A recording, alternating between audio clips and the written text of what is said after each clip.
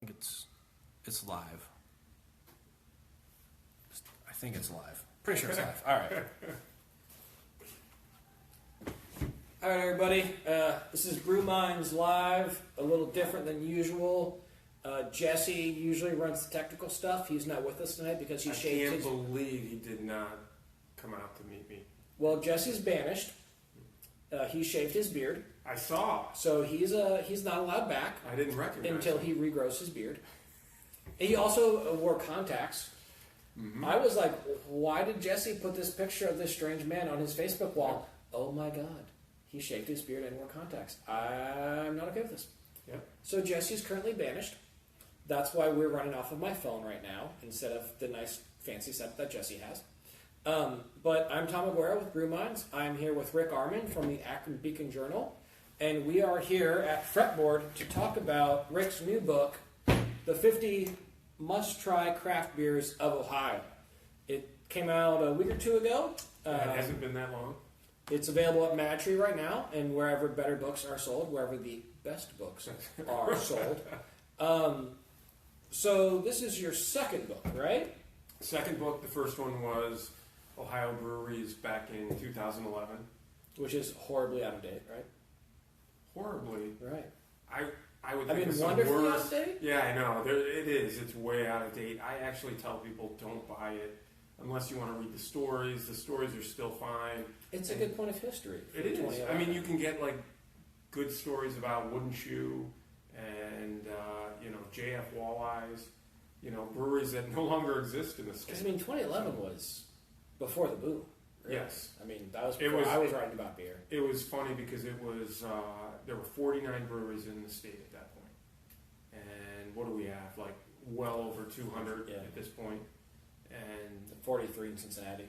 That's what I mean. Or 44. And how many were in Cincinnati when I did that first book? 9. It was Rock Bottom, Mount Carmel. Well, Hofbrau's in Kentucky, but... Right. Listerman was around, but they were... technically Listerman was like a weird, we aren't really brewing, but we are brewing. And Moreline was being contract brewed at the time. Moreline was being... Rivertown, and... Jeez, was that it? That might have been it. For Ohio, I think that was it. Right. There was some on the Kentucky side. Kentucky, right. And Great Crescent would have been around then, too. Right. But you don't care about Ohio. There was... I draw a line. Right. As soon as I hit that river, I turn around. Well, because you're from Akron. So Rick writes for the Akron Beacon Journal. He's a legitimate journalist, not like my beer blogging self. So he's only concerned about Ohio, whereas I view the greater Cincinnati area. But whatever. So the new book is 50 Must-Try Beers of Ohio. What was the idea behind this book? The idea was Ohio University approached me in 2014 and said, we'd like you to do that's really funny. We'd like you to do a... It's probably insanely loud on the video. We'd like you to do a beer book. Keep talking? Keep talking. All right.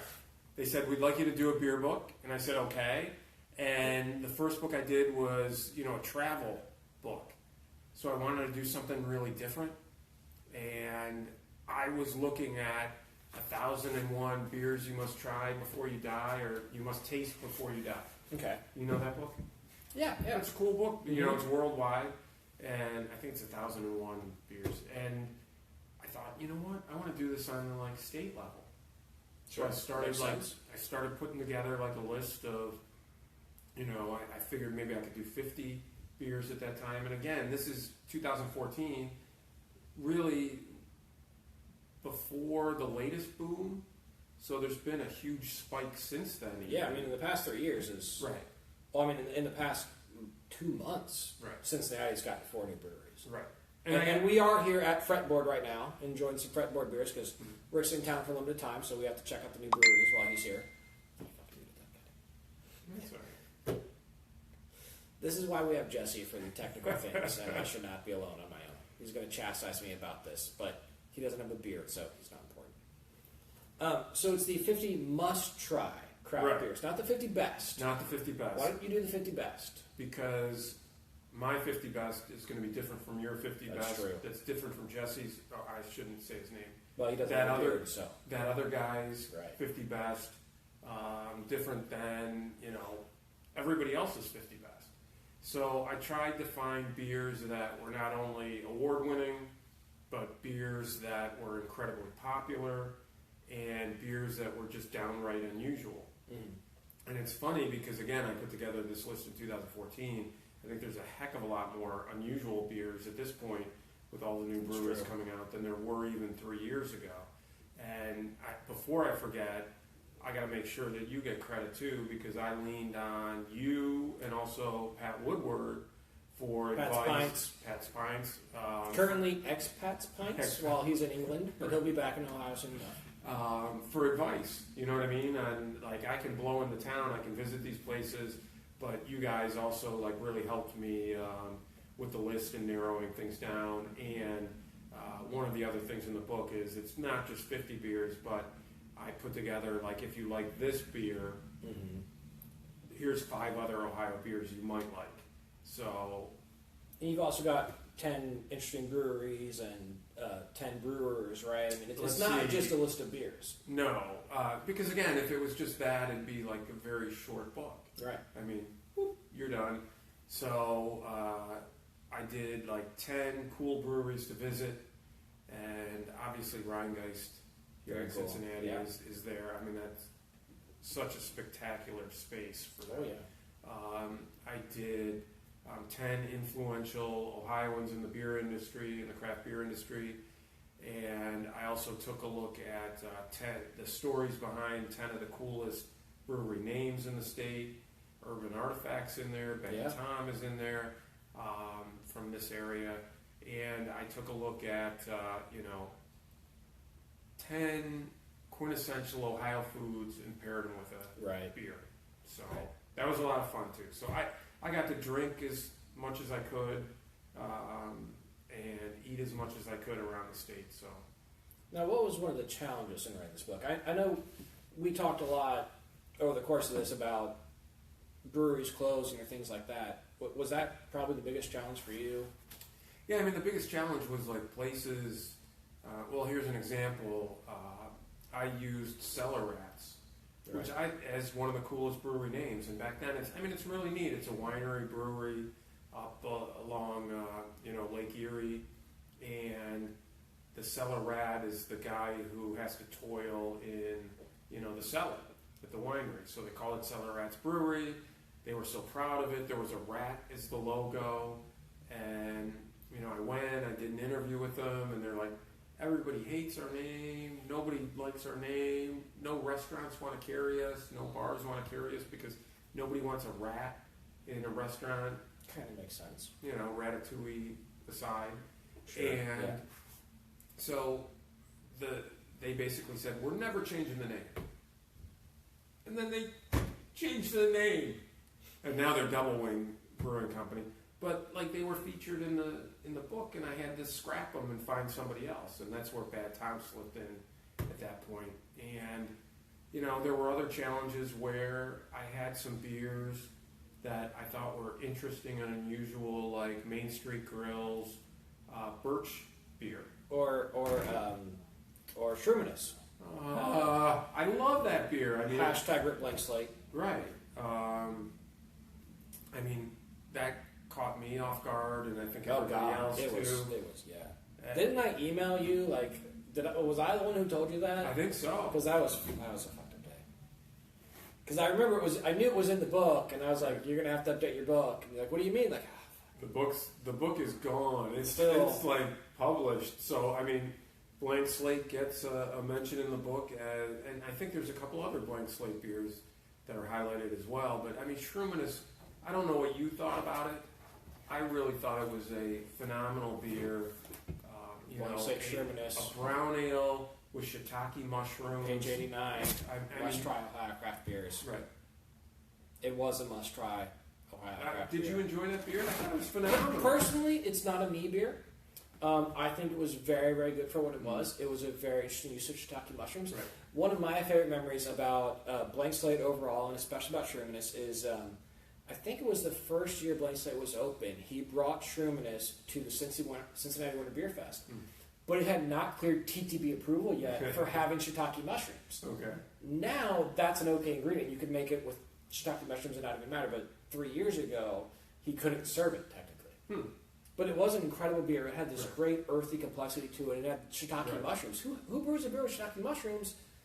Blank Slate did. Exactly. So I mean but it's still in the book. And again, you were asking about frustrations. That was the frustration in that.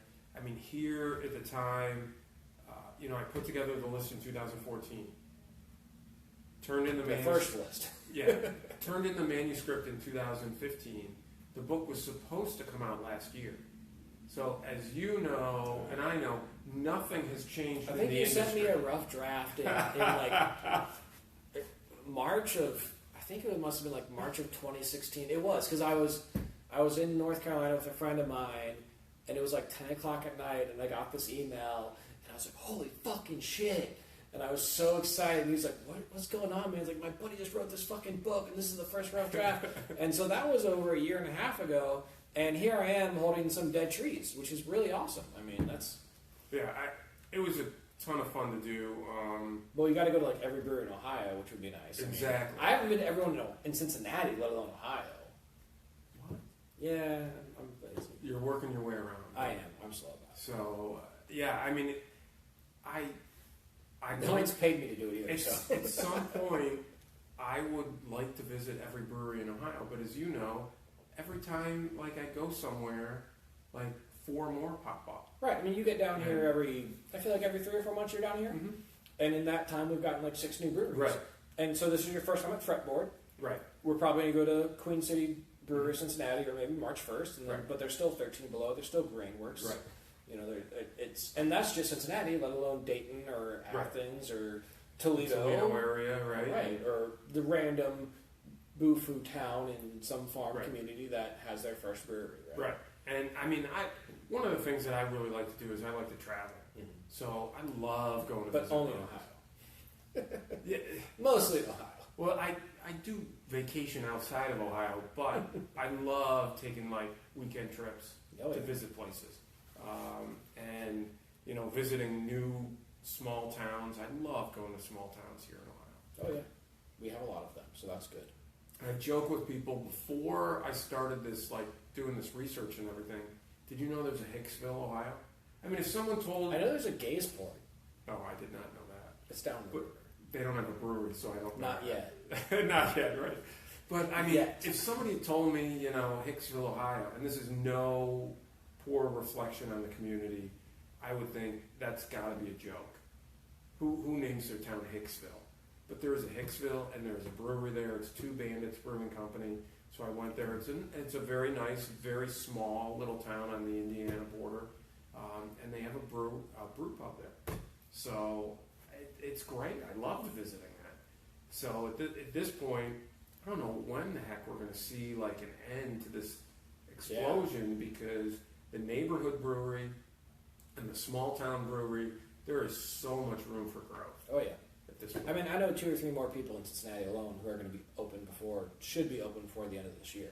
Mm. So, and that's just Cincinnati, I can't imagine. And I know somebody in Dayton who's working on it, and I don't keep tabs on Columbus. I wish Pat was here because Pat would tell us. And Toledo or Akron or Cleveland or Athens or Zanesville or who knows what. Hicksville or that's what I mean. Washington Courthouse or I think there's a lot of room for growth in these small communities. Right.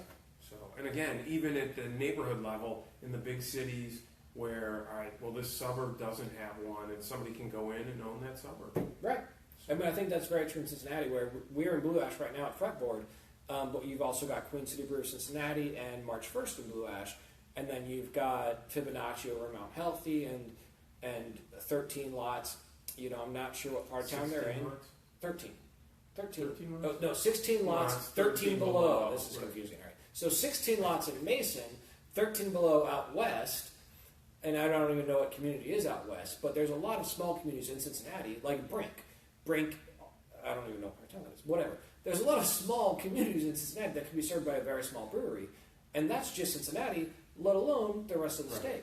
The other big cities. But back to the book. So this is the 50 must-try craft beers of Ohio, and you're going to hate me for this question, but what would be 51? What didn't make the cut? Somebody else asked me that, and I don't know that there was a beer that, this was the last beer. I don't know that it was something like that.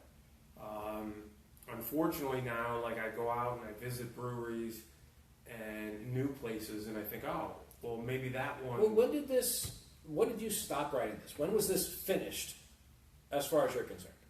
Well, you got to remember, like I turned it in August or July of 2015. Whoa.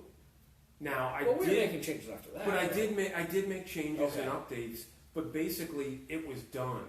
At that point, I wasn't supposed to be like adding new beers or anything. It's almost 2 years ago. Right. Wow, that's so. If there were some beers added, but it was only because this brewery went out of business and that beer is no longer available. Right. The substitutions that I had to make. Yeah. So I may have swapped something in at the last minute, but the list was really done, 2 years ago. So that's a lot of time for change, especially in this dynamic environment that we're in right now. Right. So there's a lot of 51sts, possibly, right? So I don't want to spend too much of your time here. I want to. Oh, I don't care. I know, but I want to enjoy. I want to let you enjoy Fretboard. So I just want to ask. It's been 5 years since your last book. Mm-hmm. How long until the 51 must try? Until this is updated. Yeah. Right. How long until the next book? I have no idea. I was going to actually talk to you about that. At this point, with the way the growth is going on in the state, I was really curious if like you and Pat would collaborate on like another book down the road. Yes. Because I don't need to hear anything else. I'm a yes. Because quite honestly, it's a flippin' pain in the ass to do something like that. Dude, I didn't even write this book, and this book was a pain in my ass. And like I said, I lean heavily on you and Pat, like for advice. And it was fun, and I love it. And FYI, I showed this to like 15 people today. You probably can't see it on the camera, but you were credited in there. The acknowledgments. Thanks to my wife Wendy and son Knox for allowing me the time to put this book together. At one point, late in the writing process, 4-year-old Knox marched into our home office and demanded that I stop working and go outside and play with him. You work every day, he complained. Just wait, I thought. Your time will come. And now the second paragraph. Thanks also to Tom Aguero Brew Minds and Patrick Woodward of Pat's Pints, who were both helpful for advice on which beers to choose for this book. Yeah, this is one of the best moments of my life. You were really helpful in the process. It was a lot of fun. Oh, I have to drink beer. Woe is me. I have to talk about beer. Such a burden. But I mean, going forward, and you probably agree with this. I can't be everywhere. No. At one point, I can't be everywhere in Cincinnati. How can I be everywhere in Ohio? At one point, I knew every brewer, every brewery. Yep. I could call I feel that way about Cincinnati. And now, no way in hell. I don't know half the people who tend bar at Mountry. I was like, who are all these people? Connor, I need a Citra High. It has gotten so difficult to kind of keep up with the industry at this point. Oh, yeah. It really has. Like, places are popping up everywhere. And the good thing, too, is that, you're around with Brew Minds. There's other bloggers. There's other, the major newspapers are paying attention. Yeah, the weeklies are paying attention like they never have before. Right. So, that's good that you can, like, keep up with the news, too, that way. I read occasionally. I read all the time, like, what's going on in Ohio on the web with what other writers are writing about, and I'm jealous sometimes.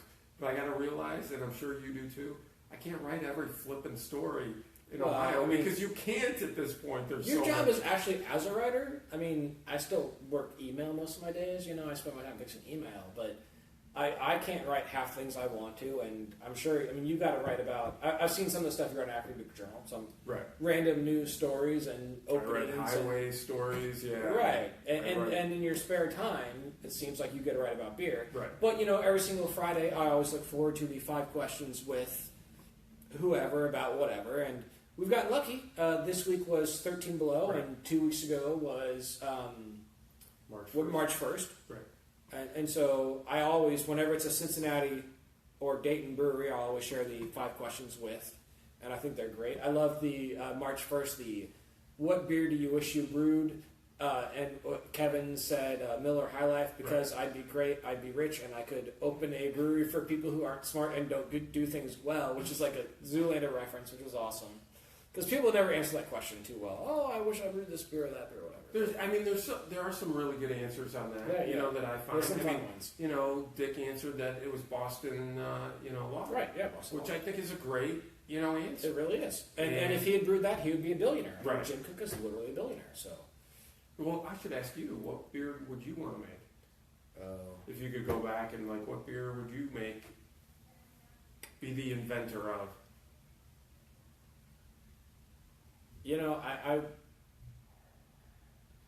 I would probably say Sierra Nevada Pale Ale. It's a craft beer. Right. It's definitely a craft beer. Ken Grossman is also worth $1 billion. Part of me also wants to say Atrial Rubicite, because I'm a raspberry whore. I think Framboise is the greatest thing in the world, and Atrial Rubicite is the best Framboise now that Wicked InBev is a thing. But I also like money, and Ken Grossman has a lot of that. So I think I would say Sierra Nevada Pale Ale. I don't know what I would say. I mean, would I go for the money? To say, But money allows you to do a lot of things. Labatt Blue?